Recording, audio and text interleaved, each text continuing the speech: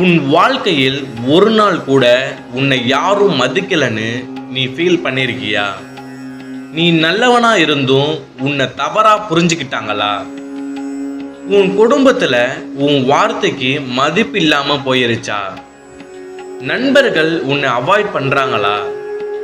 ஆபீஸ்ல உன்னை திறமை இருந்தும் உன்னை யாரும் கவனிக்கலையா? அப்படின்னா இந்த வீடியோ உனக்காகத்தான். ஏன்னா இந்த உலகத்துல பல பேர் தோற்கிறதுக்கு காரணம் திறமை இல்லாம இல்லை, பேச தெரியாததுதான் முதல் காரணம். ஒரு சரியான வார்த்தை உன் வாழ்க்கையை உயர்த்தும், ஒரு தவறான வார்த்தை உன் வாழ்க்கையை கெடுக்கும். இன்று புத்தர் சொல்லியிருக்கிற இந்த 10 பேசும் விதிகளை நீ உண்மையா புரிஞ்சு ஃபாலோ பண்ண ஆரம்பிச்சா உன்னை வெறுத்தவங்க கூட உன்னை மதிக்க ஆரம்பிப்பாங்க. உன்னை இக்னோர் பண்ணவங்க கூட உன் வார்த்தைக்காக காத்திருப்பாங்க.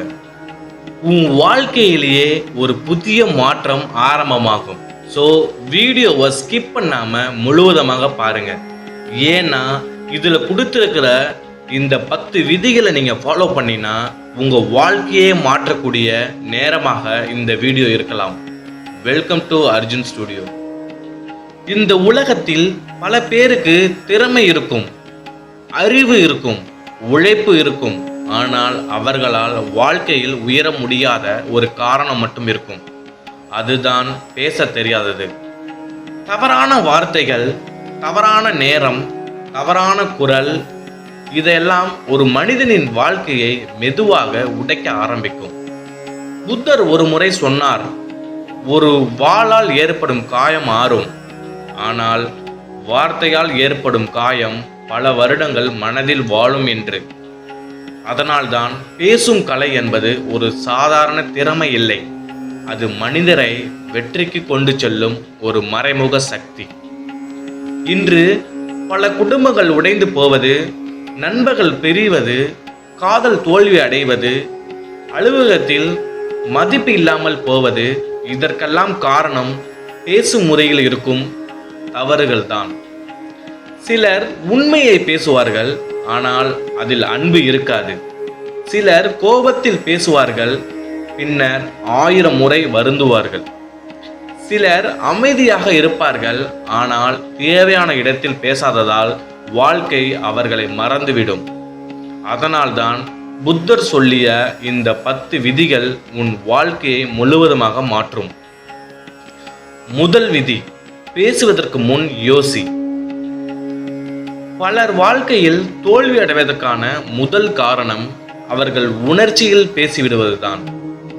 கோபம் வந்த உடனே பேசிவிடுவார்கள், வருத்தம் வந்த உடனே முடிவெடுப்பார்கள்.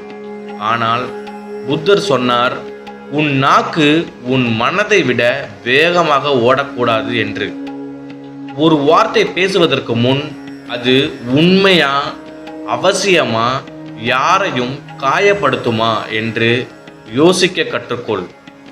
ஏனென்றால் சில நேரங்களில் ஒரு நிமிட கோபத்தில் சொன்ன வார்த்தை பல வருட உறவை உடைத்துவிடும். ஒரு தந்தை தன் மகனை கோபத்தில் நீ எதற்கும் உதவாதவன் என்று சொன்னார். அந்த ஒரு வார்த்தை அந்த பையனின் மனதில் நஞ்சாக மாறியது. அவன் பிறகு யாரிடமும் தன்னம்பிக்கையோடு பேசவில்லை. வார்த்தைகள் வெறும் சத்தமில்லை, அது ஒருவரின் எதிர்காலத்தை மாற்றும் சக்தி. இரண்டாவது விதி, குறைவாக பேசு, ஆனால் ஆழமாக பேசு. இன்று உலகம் முழுக்க சத்தம் அதிகம், ஆனால் உண்மையான வார்த்தைகள் குறைவு. சிலர் அதிகமாக பேசுவார்கள், ஆனால் யாரும் மதிக்க மாட்டார்கள். ஏன் தெரியுமா? மதிப்பு என்பது வார்த்தைகளின் எண்ணிக்கையில் கிடையாது, அதன் ஆழத்தில் கிடைக்கும்.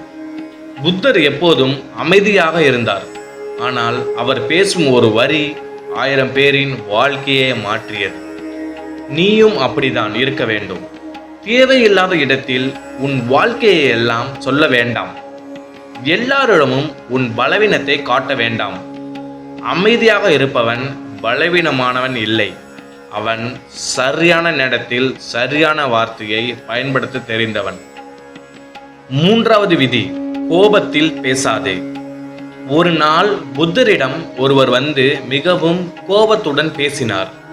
சுற்றியிருந்தவர்கள் கோபப்பட்டார்கள். ஆனால் புத்தர் சிரித்து கொண்டே இருந்தார்.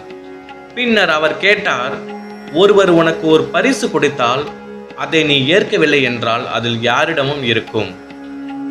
அந்த மனிதன் சொன்னான், அதை கொடுத்தவரிடமே தான் இருக்கும். புத்தர் சிரித்துக்கிட்டே சொன்னார், அப்படித்தான் உன் கோபமும். இதுதான் உண்மையான பேசும் கலை. யாராவது கோபமாக பேசினால் நீ அமைதியாக இரு. ஏனென்றால் இரண்டும் தீ ஒன்று சேர்ந்தால் வீடு எரியும். ஆனால் ஒரு தீக்குச்சி அருகில் நீர் இருந்தால் அது அணைந்துவிடும். வாழ்க்கையில் பல பேரை வெல்ல வேண்டுமெனில் குரலை உயர்த்தாதே, உன் அமைதியை உயர்த்து. 4வது விதி, மற்றவர்களை கேட்க கற்றுக்கொள். பெரும்பாலான மனிதர்கள் பேச கற்றுக்கொள்கிறார்கள், ஆனால் கேட்க கற்றுக்கொள்வதில்லை. ஒரு நல்ல பேச்சாளர் முதலில் ஒரு நல்ல கேட்பவர். உன் மனைவி பேசும்போது முழுமையாக கேள். உன் நண்பன் வருத்தத்தை சொன்னால் கவனமாக கேள். உன் பெற்றோர் பேசும்போது செல்போன் யூஸ் பண்ணுவதை விட்டுவிட்டு கேள். ஏனென்றால் சில நேரங்களில் மக்கள் தீர்வு தேட மாட்டார்கள். அவர்கள் புரிந்து கொள்ளப்பட வேண்டும் என்று மட்டுமே நினைப்பார்கள். யாராவது உன்னிடம் மனம் திறந்து பேசினால் அது அவர்கள் உன்னை நம்புகிறார்கள் என்பதற்கான அடையாளம். அந்த நம்பிக்கையை உடைக்காதே. 5வது விதி, உண்மையை பேசு, ஆனால் அன்போடு பேசு. உண்மை பேசுவது நல்லது, ஆனால் அதை எப்படி பேசுகிறாய் என்பதுதான் முக்கியம். சிலர் நான் நேர்மையாக பேசுவேன் என்று சொல்லி மற்றவர்களை காயப்படுத்துவார்கள். அது நேர்மை இல்லை, அது கருணையற்ற வார்த்தை.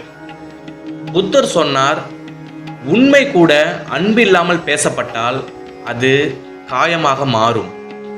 உன் வார்த்தைகள் மனிதர்களை உயர்த்த வேண்டும், உடைக்க கூடாது.